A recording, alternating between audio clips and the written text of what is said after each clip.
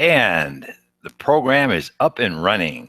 I hope everybody's doing well today and that you have had a great week so far. Just kind of want to see who's here. So, who's here? We got quite a few people already checked in. That's great. Wonderful to have you all. Some of you know, I know. Some of you I do not know at all, but that's okay. Maybe somewhere along the line I'll get to work with you. Thomas is here from Green Bay. Getting chillier up there. I hope it's not too bad. Hi, Adrian. Long time no here. Glad that you're here and always glad to see familiar names. I hope you're doing great in your program, Adrian.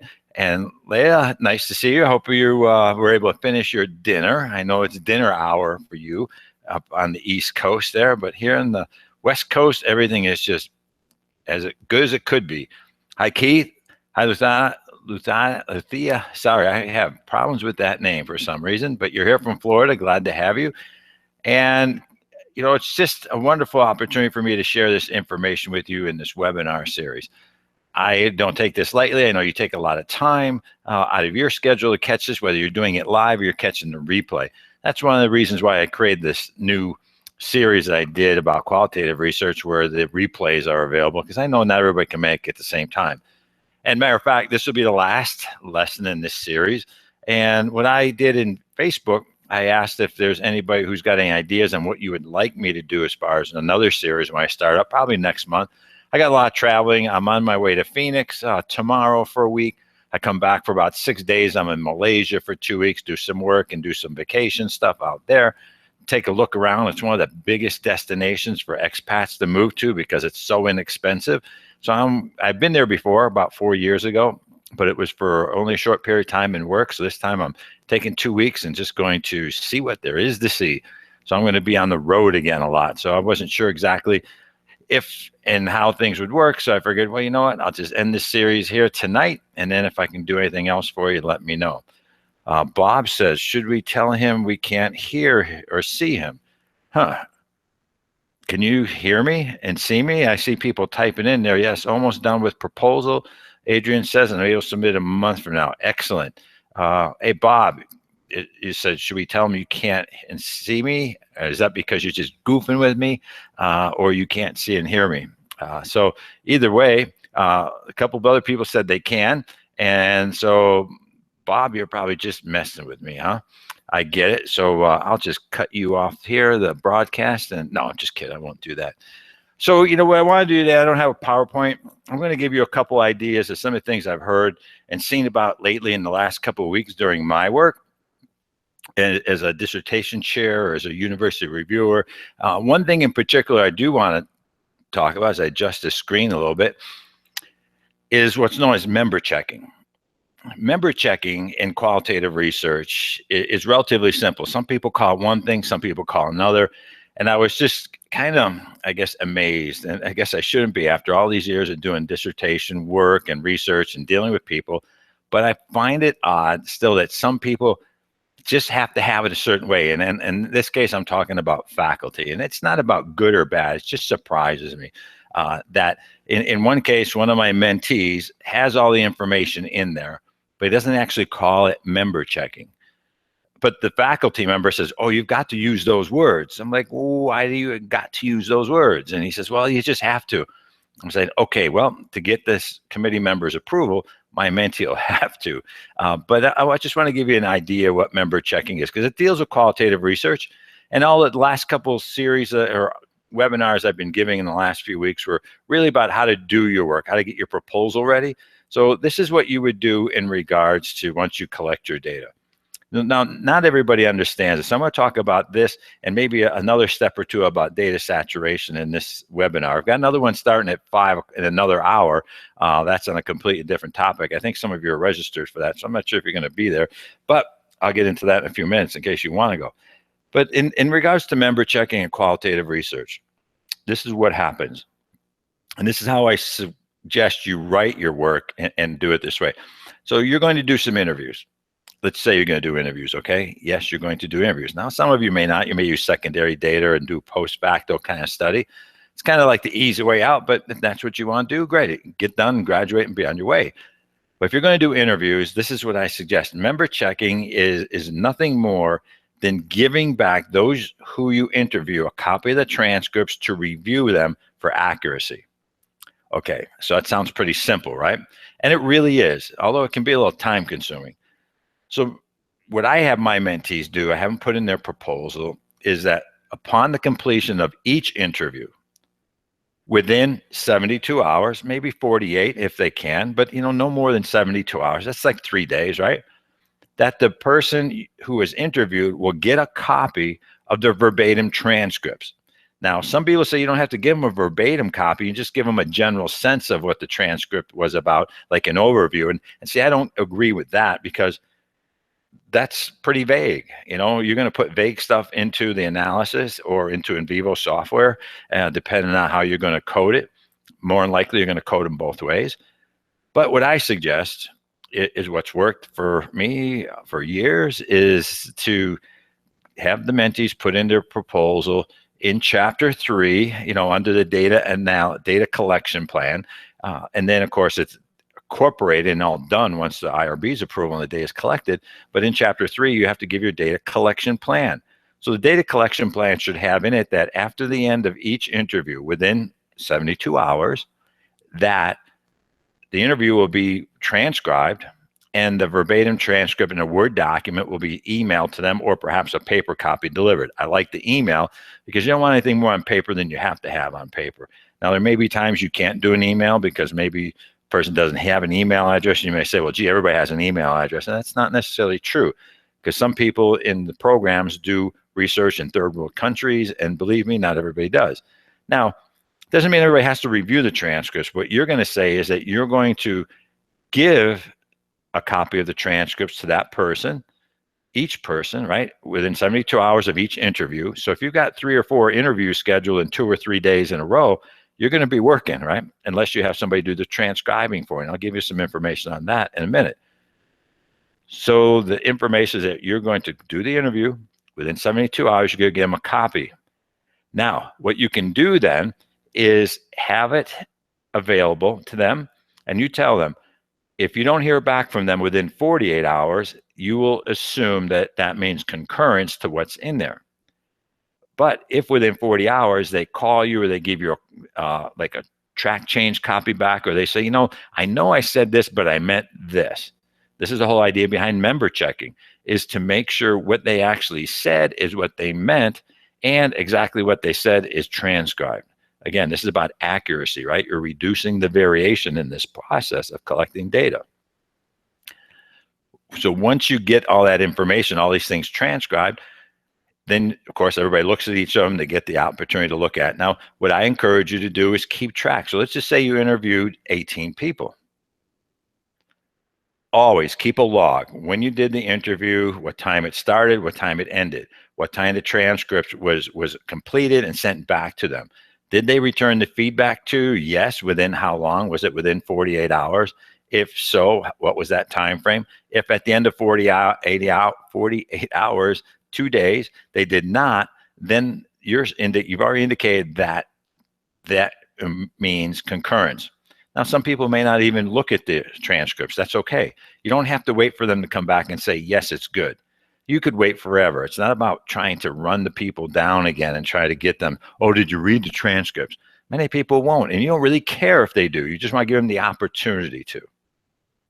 So member checking is literally doing that process of giving them the opportunities. Now, let's just say one person gives you back the transcript with changes. Says, I know I said this, but I meant that. Or they say, there's a typo in here. It's not exactly what I said, because maybe the transcriber got it wrong. That's possible. Maybe you're the transcriber. Maybe somebody else is a transcriber. It doesn't matter. There's many reasons how and why this would happen. So let's just say somebody comes back and says, Bob, you've got the information wrong here. I know I said this, but I meant that. So you make the changes. Now, the question is, will you send it back to them a second time to review or review the second shot? I'm not sure what's the right word there, but will you ask them to look at the revised transcript? Now, this question is up to you to decide what you're going to do. You may say no, that they gave you one review. Now, I tell my mentees, you know what? Send it back to them. Let's make sure it's accurate. If they took the time to correct it the first time, then send it back to them. Or perhaps they sat down next to you because you work with them, or they called you on the phone and it says, hey, you know, Bob, I see where you have the information here and it's wrong. Can you change this word to that word, or here, change this sentence? I know I said this, but I meant that. And then you do that and they say, and you will ask them, do you want me to send it back to you again to see? If they say, no, it's good, man, don't worry about it, then you're done.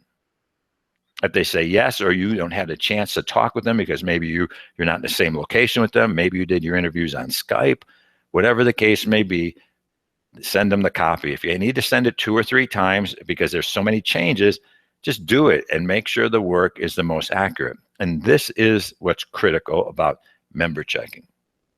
The whole idea is simply to make sure that when you put the interview data into what you're going to do with hand coding or into NVivo software, that's the most accurate as it can be.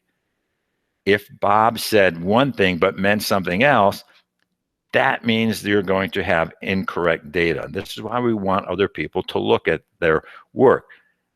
It's easy in the sense of interviewing to get a little off track. Now, one of the things I'm teaching a class right now about interviews, this week is about interviews in a qualitative class, is most people, don't take this personally, but most of you, if you've never done research interviews before, you may not be very good at it.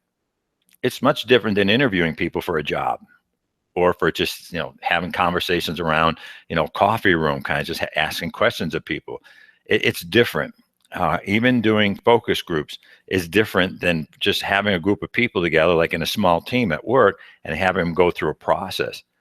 Interviewing is a skill. There are people, you could look at Larry King when he was doing on CNN, how he did all those interviews. He was a skillful artist doing that. He's been doing it for years. Some of the great interviewers that we've had over our times that sometimes do some of the political reviews, like on Sunday mornings, they have these talk shows, right? But interviewing is critical. And what happens all too often is that when an interview session occurs, the student sits down with the person and they ask them that first question, and the person answers the question. They start doing these follow-up questions, or maybe after about 10 or 15 minutes, they get so entrenched in the dialogue because it's cool stuff, particularly because it's your dissertation topic. You are an expert and you're getting somebody else to talk to you about it. And you've been cramped up working by yourself for the last 6 months. Now you get a chance to go talk with people about your work. Some students have a tendency to just ramble on, to go on and on and on. It's like, oh my gosh. And we can see that in the transcript because the transcripts are not very focused. And this is why one of the things that we do when, like, particularly with my mentees, is I help them understand that, you have to be totally focused. And that's why one of the readings, like last week, I talked about the interview script. You have the script there. You ask the question. Once they answer it, yeah, you have follow-up questions. But the idea is to get them to give you information about whatever that question is, not to have a long drawn-out discussion. A lot of people think, well, I got follow-up questions. I really want to know more and more and more and more.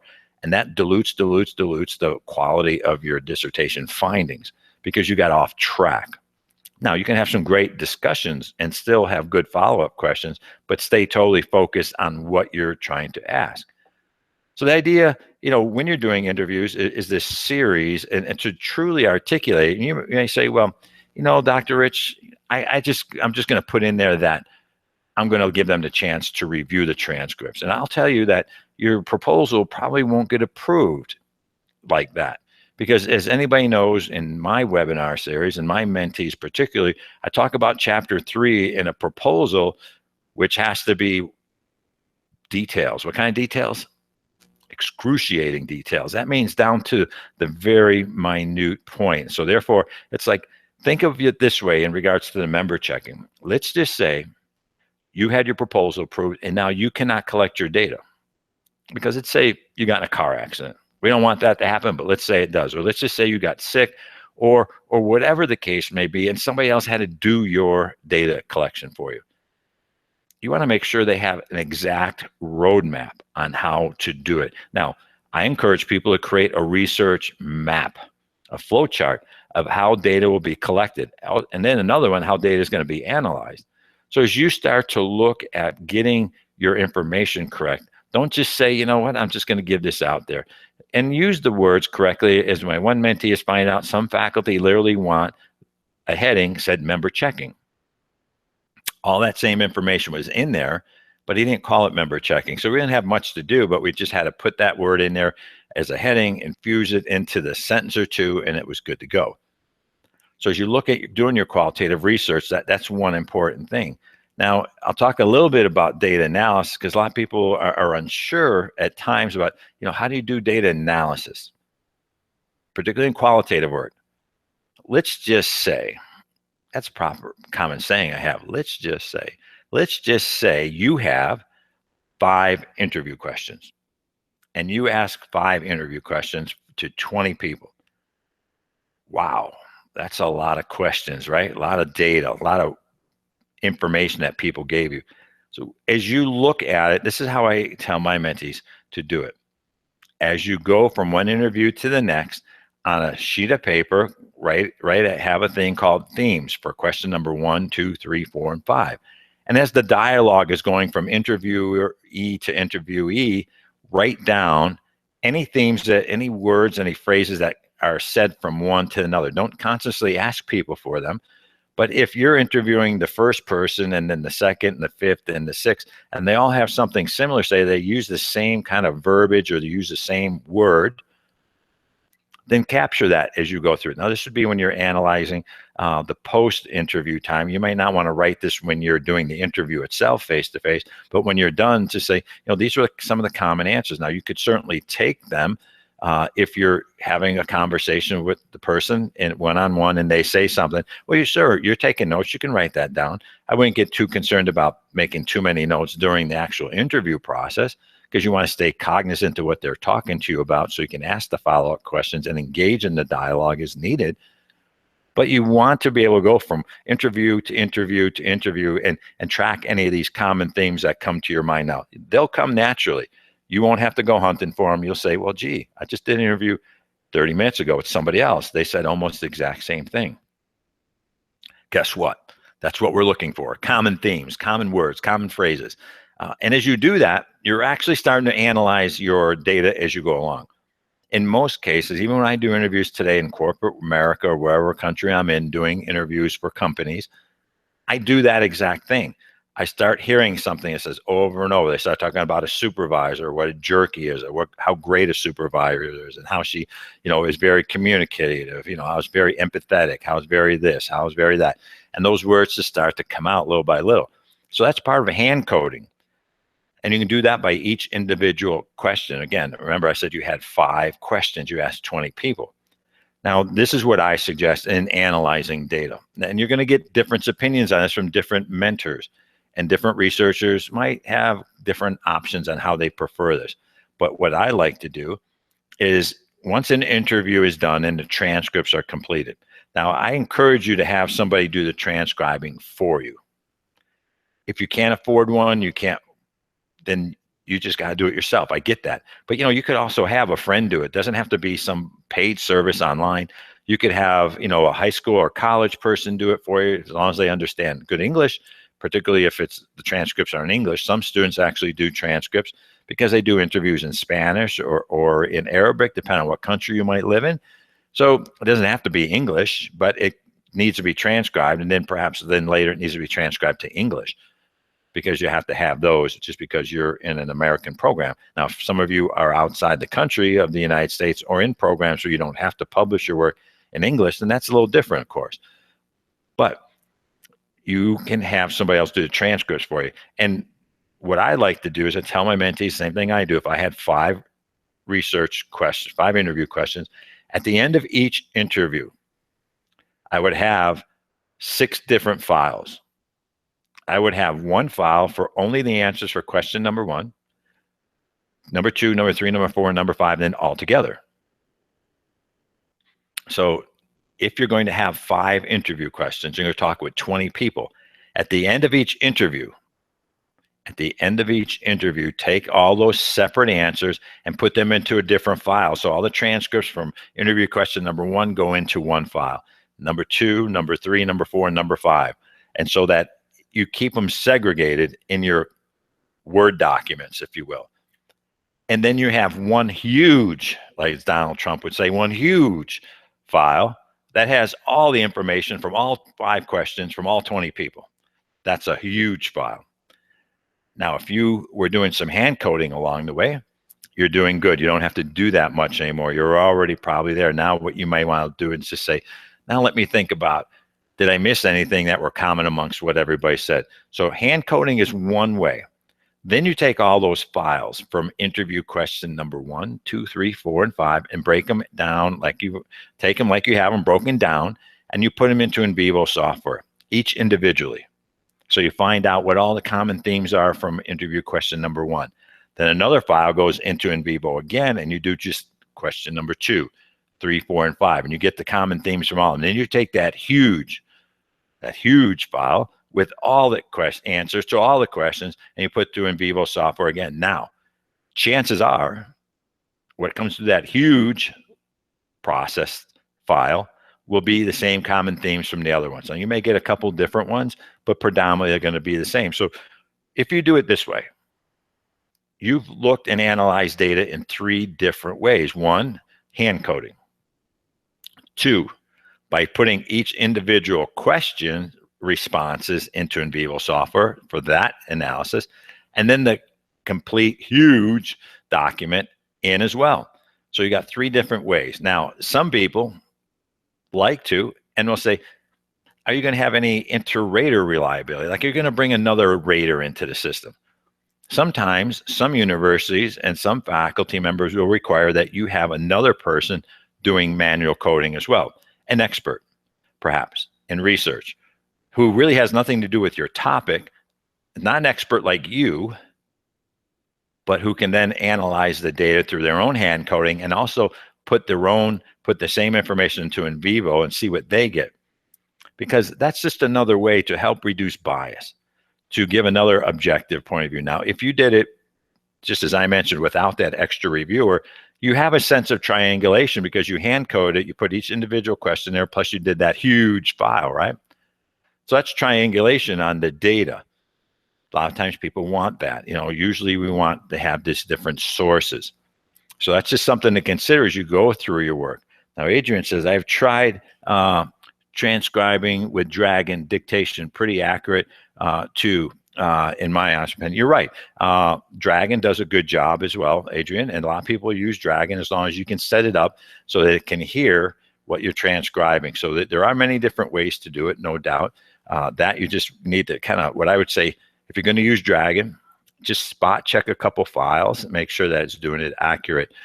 And you'll usually find out if you do the transcribing through Dragon and you give it back to somebody and they say, I don't know what you did because that's not what I said, then you know that maybe Dragon wasn't in tune to that person's voice, because oftentimes Dragon software, and I have it myself and I use it, is that early on, it may not understand. That's why we have to train the software. So it may be trained to your voice, Adrian, but if it's hearing the transcription of somebody else who has a little bit of an accent or a dialect, if you will, or talks a lot in slang or in convoluted words, if you will, because certain industries have different, types of words and phrases, it may not catch it all.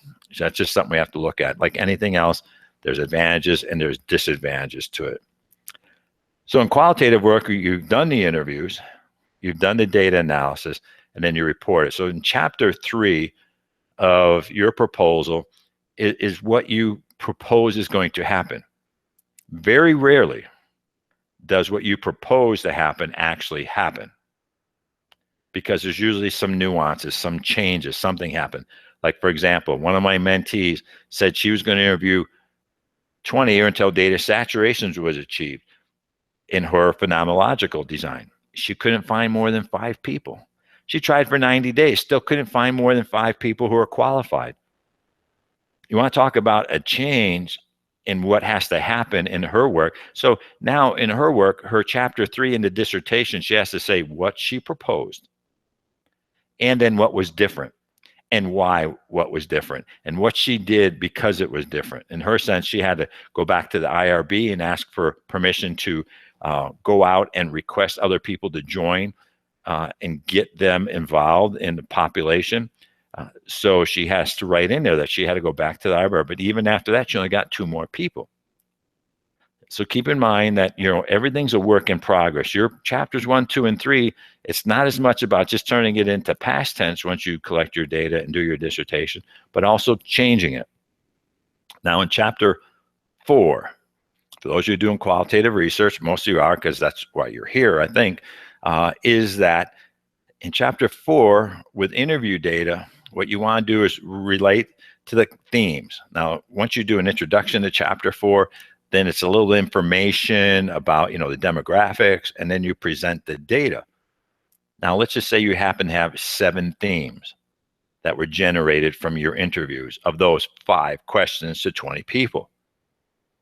Create the themes in a list from most frequent to least frequent, and then write your chapter that way and indicate that 17 out of 20 people had something to say about this word. Maybe let's just call it situational leadership. Who knows what it's going to be for your study. But 17 out of 20 people indicated that situational leadership was their preferred leadership style. And then give some information, some quotes from some of the people you actually interviewed. You don't need to quote any authors from books and stuff like that in chapter 4. Matter of fact, there's no reason to quote anybody other than people you interviewed. You want to have chapter 4 rich with quotes from those you interviewed, from the transcripts that suggest that theme and how it came to be. So you might want to take a few quotes about what somebody had to say from maybe 4 or 5 of the transcripts that relate to that situational leadership theme. Now, remember, because you're coding people's names so that nobody knows what person actually gave the answer. So you may have a coding system like, interviewee, A1, B2, B3, something like that, and then that quote.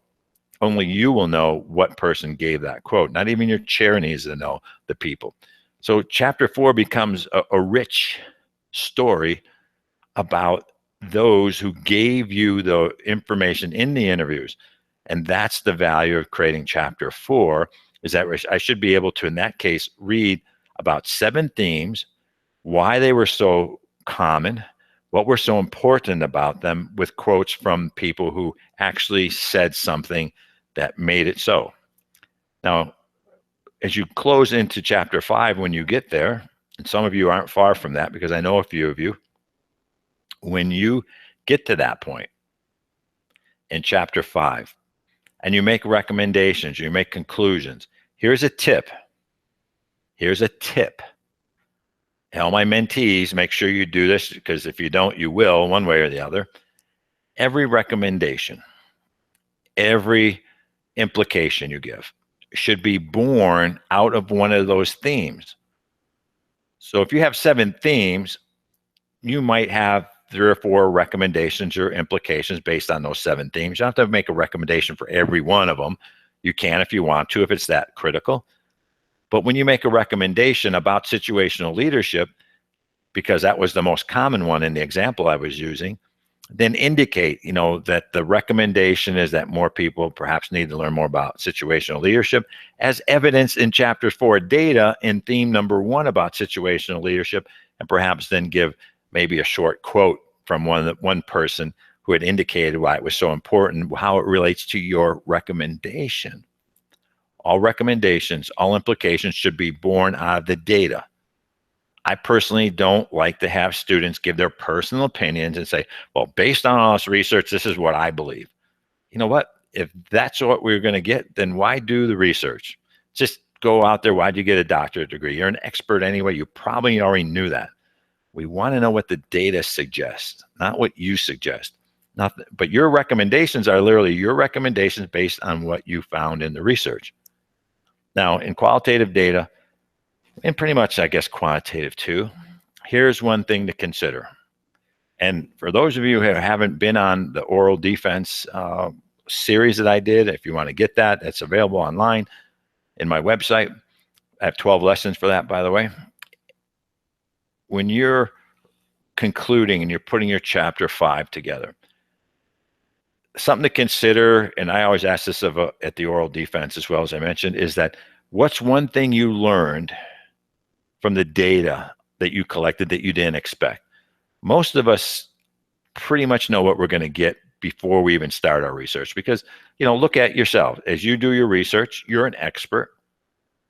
You came up with a hypothesis. Even in qualitative research, we have hypotheses. We have an educated guess. We don't test it in qualitative research, but we still have an expectation of what's going to happen. With that, what's that one thing you learned that you didn't expect? And in most cases, that's the most important point of your entire dissertation. Include that in chapter 5 somewhere, somehow, and expect that kind of question on your oral defense, and you'll be prepared. So I mean, I can go on and on about different things about qualitative research because there's so many things to do. As I tell people all the time, qualitative research is more complex. It takes longer than quantitative research. Quantitative research, once you get your proposal approved, bam, you throw out your survey in surveymonkey.com, you wait 2 weeks, you take the data, you do the analysis, you write chapter 4 and 5, and you are done. It's pretty easy. Now, some people say, well, I don't like numbers, Dr. Rich. I'm not really good with statistics. Well, you don't have to be. That's a good thing because other people can do that work for you. I certainly had other people do it for me. They had to teach me what it all meant, of course, but there's a lot of different ways to go about your research.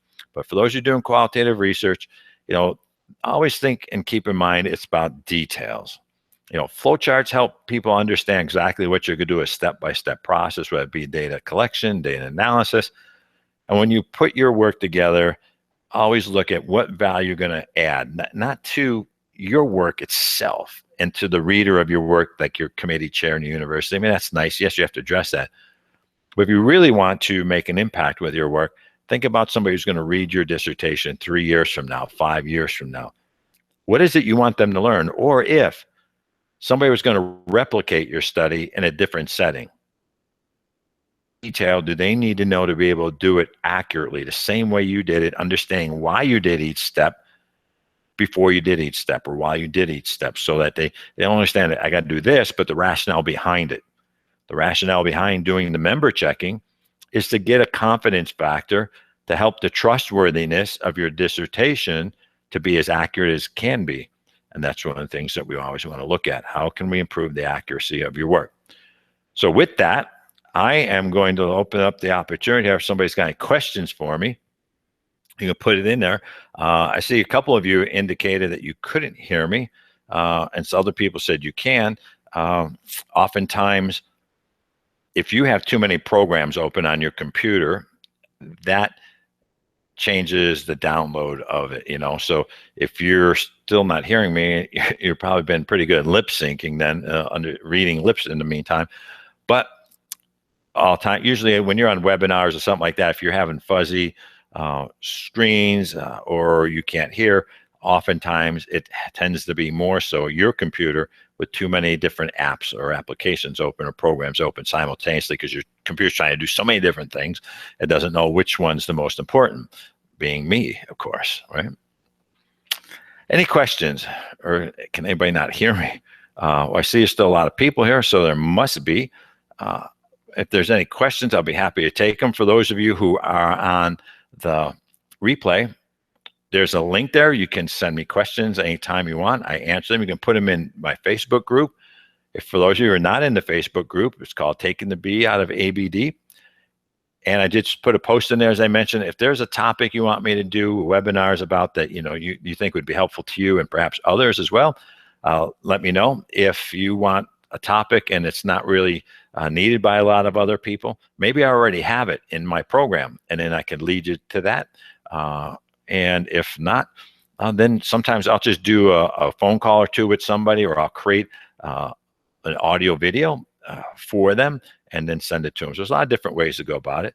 Diane says, your webinar site has the information on getting the oral defense course. Yes, it does. Matter of fact, I will put it up right here. And if you should see the offer information for the oral defense coming up right now. If you click directly on where it says click here, I'll click on it myself, make sure it works. It does. And so it's right there. So how's that for easy access? Just click on that. How can we access the replay? Rebecca, you should, within 15 minutes, sometimes it takes an hour, of the end of this webinar, you will get a follow-up email that says, hey, if you want to watch the replay, go watch it. I usually leave them up for about a week. Last week is still up there. I'm probably going to take it down today when I go in there. So if you want to, you'll get an automatic replay link to this one. I usually leave them up there for a week. Diane said, you also said there's a webinar on interviews. I have a webinar series that's in with my complete package of 58 lessons. So there's one there, and I've got information in on that.